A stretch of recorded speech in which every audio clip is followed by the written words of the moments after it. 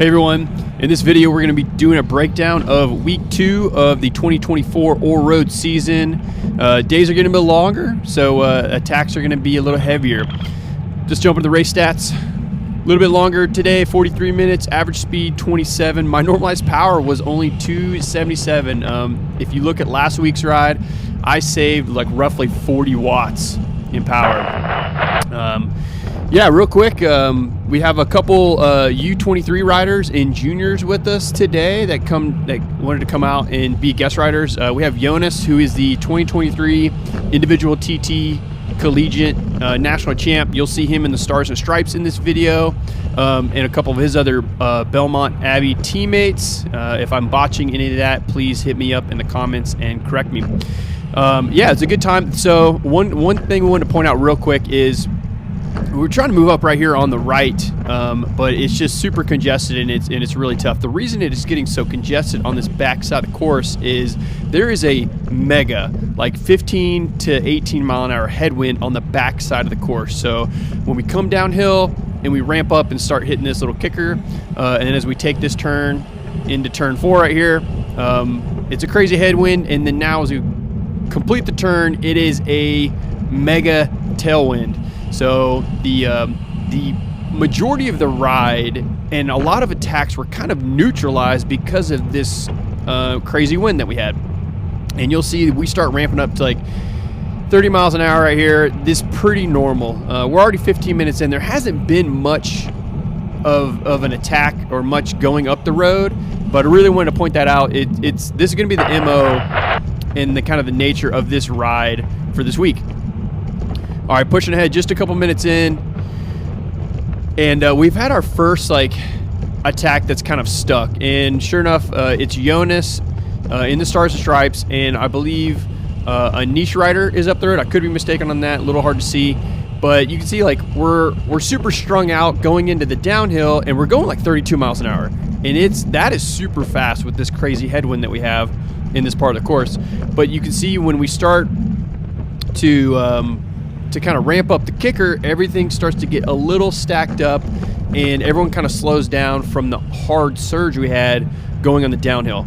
You can see the riders way up the road taking the turn, and guys are starting to leapfrog up to them. They want to be a part of the party and want to be in the move.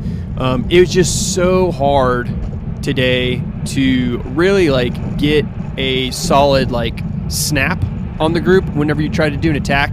So I noticed this pretty early on, and I kind of made the call halfway through the ride of like, you know, I'm probably going to sit in and surf wheels and ride smart and try and save as much power as I can. That's why you see my big discrepancy in my normalized power from week 1 to this week. Going from, I think last week was like 310 normalized, and this week is 277. So did a great job of surfing wheels, staying sheltered from the wind. Right now we have a right to left crosswind. So you want to stay on the left side as much as you can coming into this downhill. Unfortunately, the guys are starting to leapfrog up the road. I don't have much of an interest to kind of be up there because as soon as you hit this downhill, you're just getting blasted by headwind. And you know, right now I'm not doing too many watts, but if you're on the front, you're probably doing anywhere from 500 to 600 watts, keeping it at this speed and to maintain momentum coming up this kicker. And you can see it's starting to fan out right here. I really wasn't sure like where the best place to attack or to put in a counter was.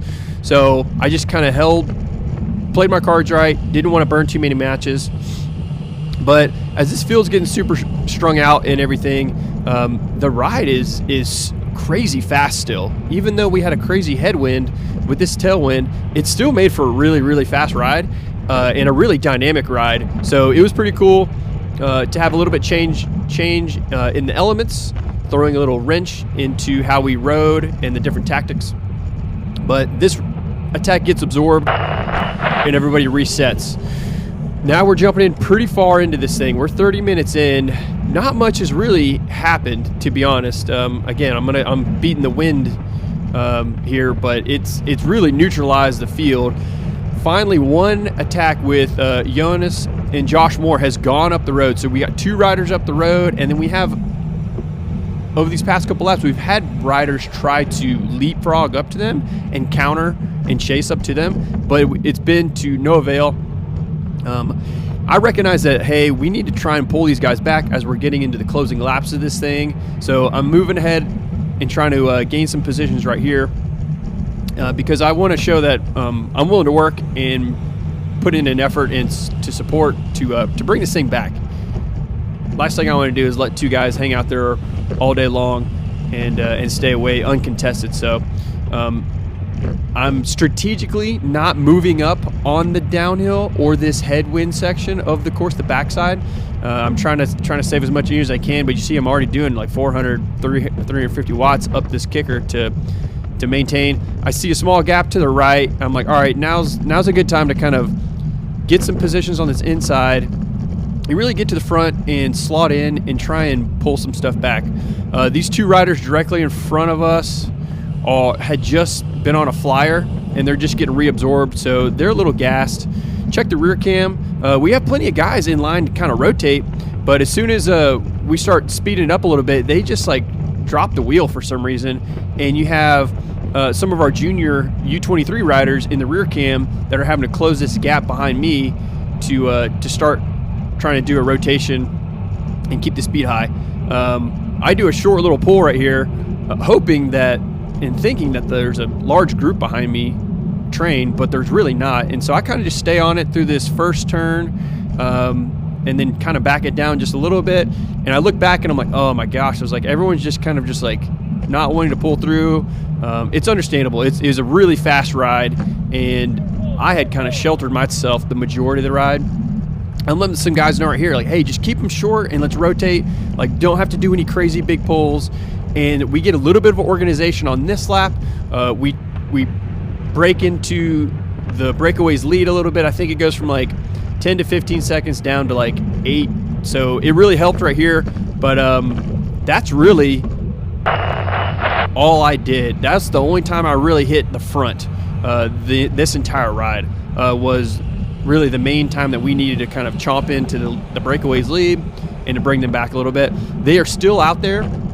We've pushed ahead, guys, to 40 laps in. We're 2 laps to go now. All right, coming to 2 to go right here.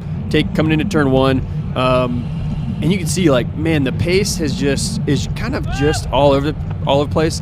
I throw a up out there to see if I can catch anybody that's like, you know, on the edge and see if they'll react to me yelling at them.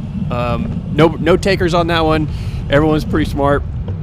But I was hoping really just to kind of like see if I could ignite the group to get some more momentum on this downhill so we could keep chomping into the lead of the breakaway.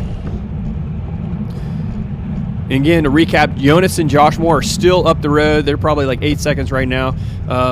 But people are getting feisty. We've got people knocking over cones. We're running like 7 wide right here up this kicker, and it's really because of that 15 to 18 mile an hour wind that we're having to deal with.